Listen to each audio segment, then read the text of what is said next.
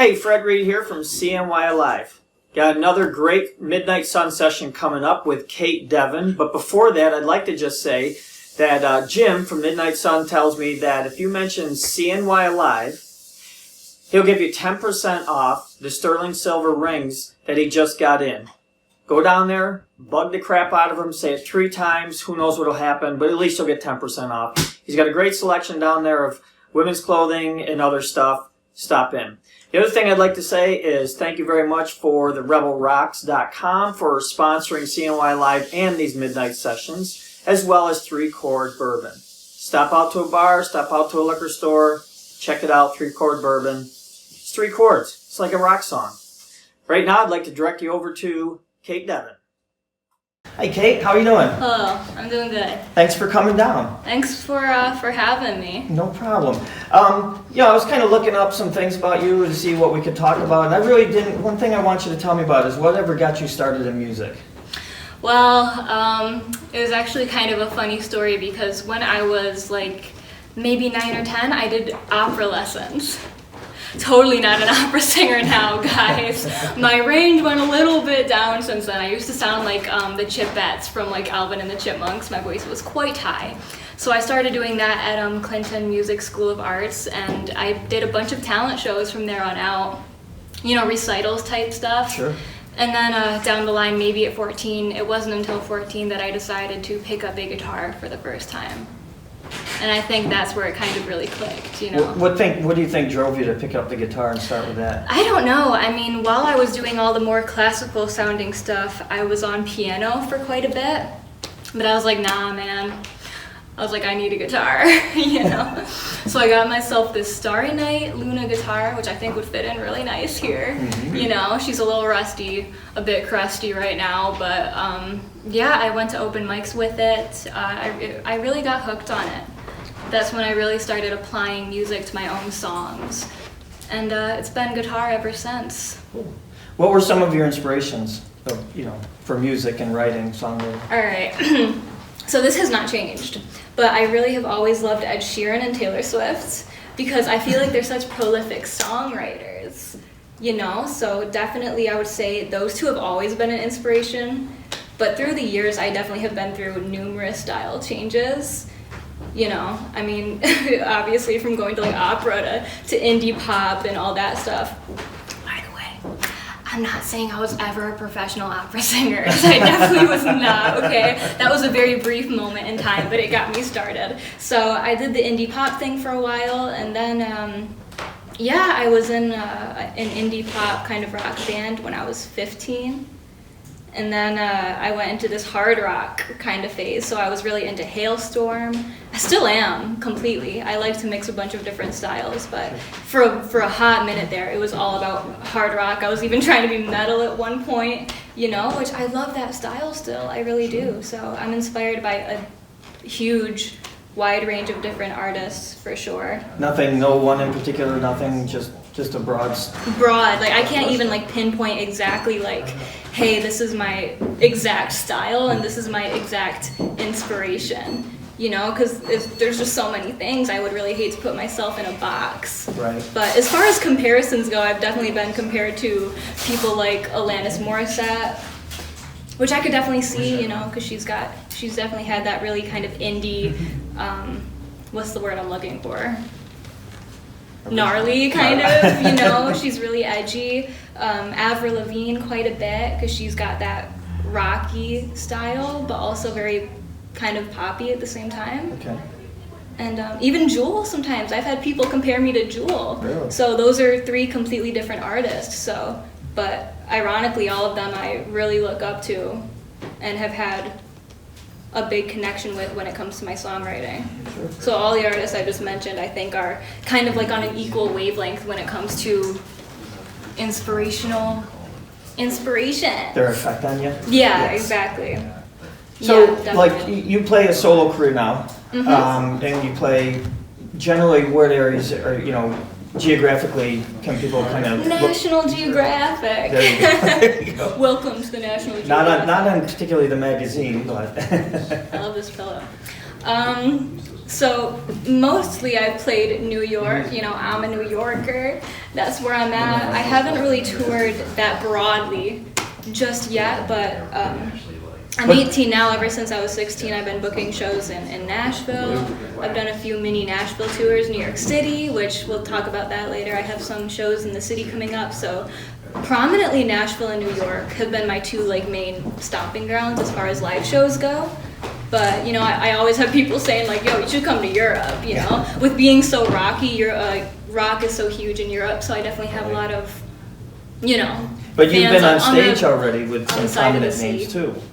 Yes. Yep. Such as? Like who have I opened for and that stuff? September Morning I recently opened for, and that was in Baldwinsville, which was a lot of fun. That was with the full band, which they are a metal group. You know, she's very dramatic, she's got this awesome look going on. And I did open for Jesse Kramer in Nashville, which if you don't know who he is, I highly recommend him. He was on The Four. I'm not sure if that TV show is around anymore, but it was I think they had a few seasons of that. He made it to some of the finals, I think. Mm-hmm. Great artist. I opened for him at Kimbrough's, which is one of Nashville's more like more well-known venues, but it's very low key. Very low key. Right. I think it might actually be in Franklin. So off the top of my head, those are two people I can say that I've opened for. Sure. Yeah. So, and at the age of 18, so that's pretty good. That's pretty good for many musicians to be doing that. Yeah, it's like, I'm sure there's more, but my memory is shot, you know. I'm just gonna be honest. Well, very shot. I've noticed in some things that people have talked about you've written hundreds of songs, but now you've kind of put down just a few to come up with your first CD or EP release. Why don't you talk about how you created that or how you put that together? Just a few, yeah. I mean, in the grand scheme of things, I guess that would be just a few, because the album is a 10-song album, but all acoustic. And like you said, I have written hundreds of songs, so I really had to sit down and be like, well, which ones do I want to pick, first of all? Which one of the tunes on the album I actually had already recorded, and it was called Cold Blooded, that I did with my previous band, Divinity Rain. Which, I mean, I was the writer of that song, but I was like, I think this one needs to be on there, you know, because it's one that I played for so long. But I don't know, while putting the songs together for that album, I really had to sit down and be like, okay, like which ones showcase like who I am most as an artist, you know? So, I don't know, I picked ones both old and new. I didn't want it to be like too much of that or too much of this. Mm-hmm. And I've had people kind of say like, oh my God, you're finally releasing like an acoustic album, you know, because I've been doing acoustic since I first started, like before I had a band. And then you have those people that are like, yo, like why is it not a full band, do you feel me? And I just think it's because this time around, it's a first album, so it's gonna be, you know, it's gonna be your first like real full-length thing that you put out there. I wanted it to be really true to who I am as a songwriter. And I just think acoustic was the way to go for that. So the recording process was fairly easy. We just sat down, hammered it all out like it was live for each take.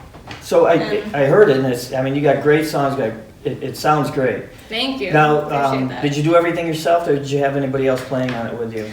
No, that's the other thing. It was all me for instrumentation and vocals. You know, just acoustic though. You know, I did some little bit of acoustic whittlies on it, acoustic solos. And you did it locally here at Subcat? Subcat mastered it, but this dude over here, Zach, yeah, he produced it and recorded it. So thank you. There you go. There you go. So you were talking about what shows you have coming up. Yes. Tell me about them. All right. Hello. So, actually this month at Maxwell's in Syracuse, I'm so honored to be a part of this because there's so many amazing female artists that are taking the stage for that event. It's called Fire Arts and Music Festival, which stands for Females in Music Empower or something. Let me look that up, guys. Don't trust me on that, but you get the... We had Jess Novak tell us about it last week. Awesome, yeah. Jess is a queen, by the way. Jess, if you're watching this, you a queen. You know you a queen, but you a queen. But yeah, that's the whole gist of it. It's all females. There's going to be female businesses there. Again, Jess will be playing, so I will be a part of that event. That is March 20th. Yeah. Only show for that month, just that festival. And then kicking off April 5th, I'm going to be at Rockwood Music Hall, which is my first gig there, and I'm super freaking excited because Rockwood is such a great venue, first of all, for singer-songwriters. So if anybody is in the city watching this, I highly recommend you come out to it. Be my pal. Definitely be my pal. And then that same month, April 19th, I'm going to be at Funkin' Waffles. I am no stranger to Funkin' Waffles. I love it there for leading Ladies Night, again with Jess Novak. Exactly. That's going to be the third show I played with her. I rocked out with her at the Dino Barbecue once with her full band not too long ago, and it was a complete blast. She's amazing. And then after that, we got June, actually, which June 5th, I'm going to be at Piggy Pat Smoke and Ale House in New Hartford. Also no stranger to that venue. I used to play there all the time, especially when I was 15, one of the first venues I played. So I'm pretty sure that is my whole lineup as of now, but like I said, I'll have a lot more shows in the city that I'm planning out, so I wanted to keep my schedule kind of more open, you know.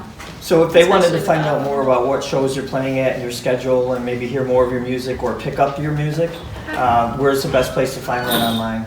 So you guys can come be my pal at, I'm like, I keep switching between cameras, but like what? It's like you, this, and this. They're both watching you. Cool. So on Instagram, it's the Cait Devin, which my name is spelled Caitdevin. And then I got Facebook, Cait Devin Music, Spotify, same deal, and caitdevin.com for my website. So I'm actively on there all the time. For anybody that knows me, I am a social media psycho. So I'm always posting. You won't miss me there.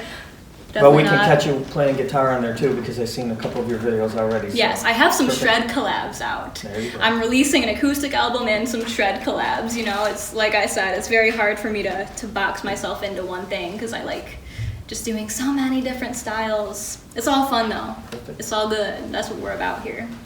So I would like to have you like close us out with playing a song, so the people get a good idea of what you're doing, what you're about, and hear.